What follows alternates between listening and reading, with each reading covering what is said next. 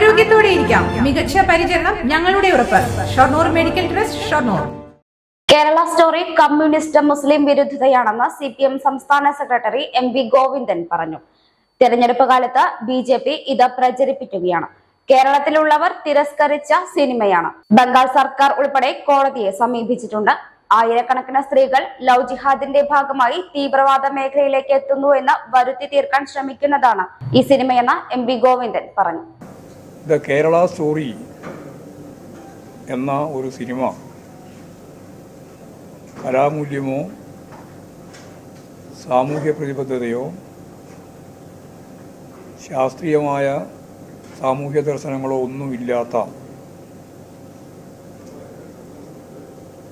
ശരിയായി പറഞ്ഞാൽ മുസ്ലിം വിരുദ്ധതയും കേരള വിരുദ്ധതയും കമ്മ്യൂണിസ്റ്റ് വിരുദ്ധതയും കുത്തി നിറച്ച ഒരു സിനിമ തെരഞ്ഞെടുപ്പിൻ്റെ ഈ സന്ദർഭത്തിൽ ദൂരദർശൻ ജനങ്ങൾക്ക് മുമ്പിൽ അവതരിപ്പിക്കുക. ഇത് സത്യം പറഞ്ഞാൽ തെരഞ്ഞെടുപ്പിൻ്റെ ഭാഗമായിട്ടുള്ള കോഡ് ഓഫ് കോണ്ടക്റ്റിന് യോജിച്ച ഒന്നല്ല. ബോധപൂർവം ഇന്ത്യയിലുടനീളം മുസ്ലിം വിരുദ്ധത പ്രചരിപ്പിക്കുന്നതിൻ്റെ ഭാഗമായി കേരള വിരുദ്ധതയും കമ്മ്യൂണിസ്റ്റ് വിരുദ്ധതയും പ്രചരിപ്പിക്കാനുള്ള ഒരു സന്ദർഭമായിട്ട് അവർ ഉപയോഗിക്കുകയാണ് BJP എന്നുള്ളതാണ് സത്യം. BJPക്കാർ തന്നെയാണ് ഇതിൻ്റെ പിന്നിൽ പ്രവർത്തിച്ചത്. മുമ്പ്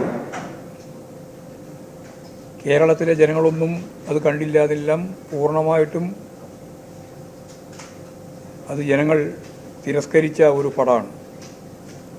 അതാണിപ്പോൾ ഈ സന്ദർഭത്തിൽ വിവിധ മേഖലയിലൂടെ പ്രദർശിപ്പിക്കാൻ ശ്രമിക്കുന്നത്. ആയിരക്കണക്കിന് മുസ്ലിം സ്ത്രീകൾ ലവ് ജിഹാദിൻ്റെ ഭാഗമായും പിന്നെ ലോകത്തിൻ്റെ വിവിധ മേഖലയിലുള്ള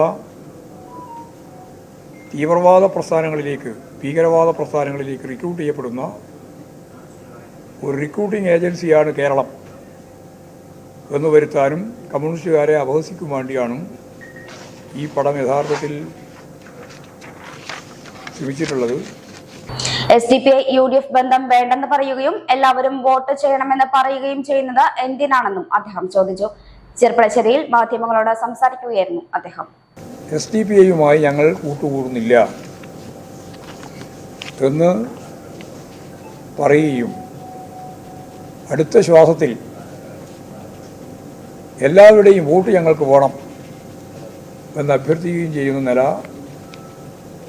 ഈ കേരളം മുഴുവൻ കണ്ടു.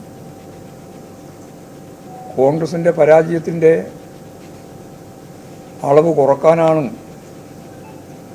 തീവ്രവാദ ശക്തികളുമായിട്ട് ഐക്യമുണ്ടാക്കുന്നത് എന്ന് ഞങ്ങൾ ഇന്നലെ തന്നെ പറഞ്ഞതാണ്.